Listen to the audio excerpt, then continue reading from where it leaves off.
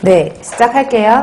그래서 오늘은 지난 시간에 이어서 23페이지에 있는 수자원 및 물의 특성 파트를 하도록 할게요. 그래서 간단하게 제가 이제 수자원이나 물의 특성에 대해서 정리를 해드리고, 그 다음에 이제 교재를 보면서 마지막으로 정리를 하는 시간을 가지는 게 좋을 것 같아서요.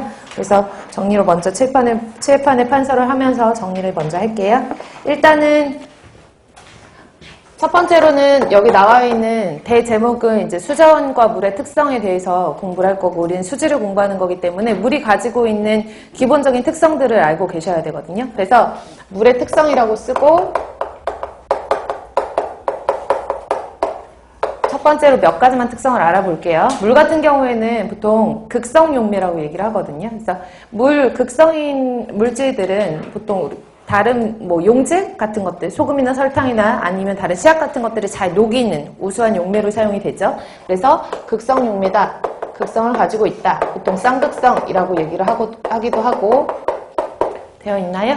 근데 물 같은 경우와 이제 극성이 있는 물과 비극성의 물질, 대표적으로 기름 같은 것들은 잘 섞이지 않죠. 그래서 극성이다, 그 다음에 비극성 물질과는 잘 섞이지 않는다라고 하는 것도 알아두시고, 그래서 약품 같은 것들 이 극성이 있다라는 것 자체가 나중에 수처리를 할 때 응집제라든지 이런 것들이 잘 녹일 수 있고, 아니면은 수처리를 할 때 씨앗 같은 것들을 잘 녹일 수 있는 용매로 사용할 수 있다라는 의미에서 중요한 특성을 가지고 있는 거예요.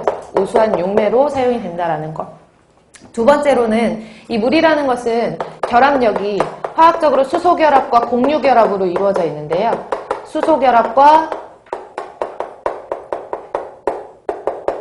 공유결합으로 이루어져 있는데, 보통 우리가 물에 대한 기본적인 특성들은 다 아시겠지만, 물은 비열이라고 하는 것도 크고요, 기화열이라고 하는 것도 크고, 융해열이라고 하는 것도 크고, 그 다음에 표면장력이라고 하는 것도 다른 여타 물을 제외한 다른 용액에 비해서 그런 값들이 다 큰 편이거든요. 그러니까 비열도 크고, 그 다음에 융해열도 크고, 그 다음에 기화열, 일명 증발열이라고도 하는데 기화열도 크고, 그리고 다른 물질에 비해서 표면 장력도 큰 편이에요.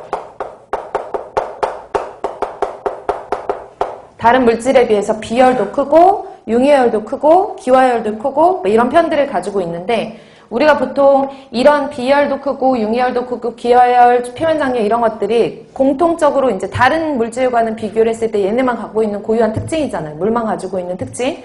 이런 특징들이 무슨 결합 때문에 일어나냐 하면 수소 결합 때문에 일어나거든요. 그래서 수소 결합의 특징으로 이런 값들이 다 크다라고 하는 거 알아두시면 되겠고요. 그러면 조금 이따가 제가 다시 한번 설명을 드리겠지만, 기화열이 크기 때문에 우리가 생물체 내 체온 조절이 가능해요. 그래서 교재에는 조금 더 자세하게 써있기 때문에 그냥 참고만 써놓으시면은, 기화열이 크기 때문에